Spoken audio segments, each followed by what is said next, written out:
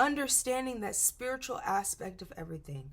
We have been so brainwashed into focusing only on the material, and that's why consumerism is a thing. I'm going to keep putting this out there. I'm going to put out the new iPhone. I'm going to put out these new Jordans. I'm going to put out this new TV show, this new artist, this new music, this new fashion brand line, and I'm going to focus your attention on something material so that you can further attach yourself to this reality. Okay, I have to input right here. But basically wanting you to believe that this reality is real so that you can't wrap your brain around that there's life after this, that after this you're going on to the next stage of life. You know, if you believe in God, if you believe in heaven, even though right now I believe hell is on earth and heaven is the mindset right now until we get back to heaven. But if you believe in heaven, you have to understand that there is a life after this. There is no such thing as death.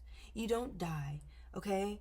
You just move on. You move on, and you know, the idea of consumerism is put into you attaching so much to this reality through, you know, things that don't matter, things that don't actually evolve you, things that focus your attention onto something so that you can't be present in the moment and actually bring about change here. You know, even though there's life after this life matters too.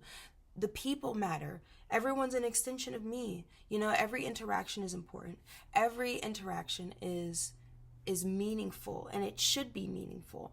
And the way that I choose to treat people with kindness and with love, you know, that is a choice.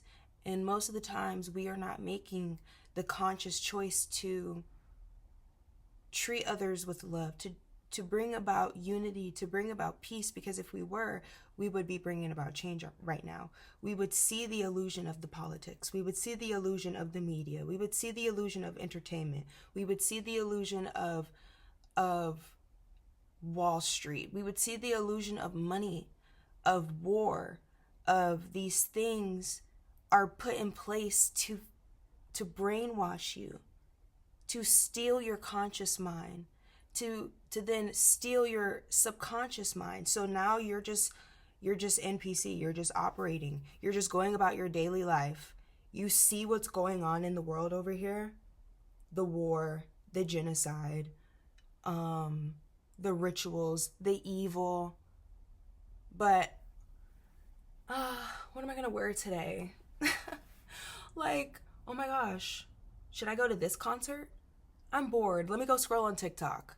Like, Assata Shakur, people, you know, she is a great revolutionary. I still want to study her.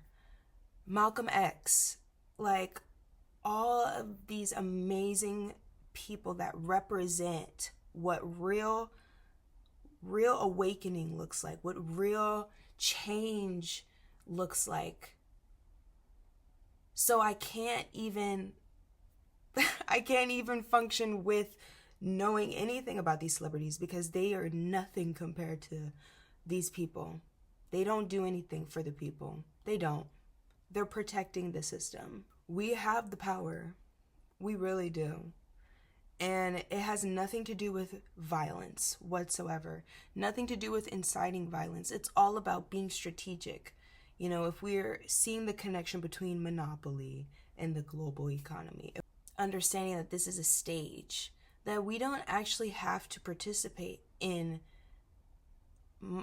things that involve the illusion. So we don't have to, we can say, okay, well, until y'all stop, you know, doing wars, until y'all stop trying to fulfill some prophecy within your religion, then we need to come to agreement. We're not going to work. If we didn't work, the system would fall apart. Because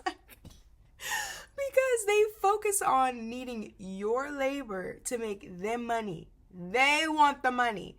You're not benefiting from it, okay? So if you just decide, if we all decided, I'm not going to work until y'all stop bombing shit, until y'all stop doing A, B, C, and D, and just being peaceful about it, then they would have to bring about change. I mean, Even thinking about as recent in history, I always say this. When they threw that tea overboard, they was not playing. They were not playing, okay? They said we're not paying taxes. And actually, I'm going to throw all this tea overboard because you're making money off the tea that we're bringing you. No, we're not doing that. Throw this bitch overboard. We're not doing shit like that. We're not doing what our ancestors did. We sit idle by and just gossip about shit online and don't actually bring about change. Like, what does discussing about Jeffrey Epstein's weirdo, creepy ass who is involved in a system that practices evil rituals involving children? Like, how can we sit by and just gossip about that, but still think, yeah, I plan on having kids?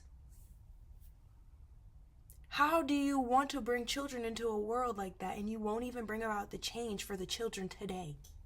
For the children today! How can we do this? How can we sit idle by? And that's what they're guaranteeing. That's what they want. They want you to just scroll on TikTok and talk about the stuff that they do. When you could just get up and take the chains off. Get up. And they're not even chains. But I like what Prediction History, Dr. Jiang said. He said they're really ropes. We could really break the ropes off. We could.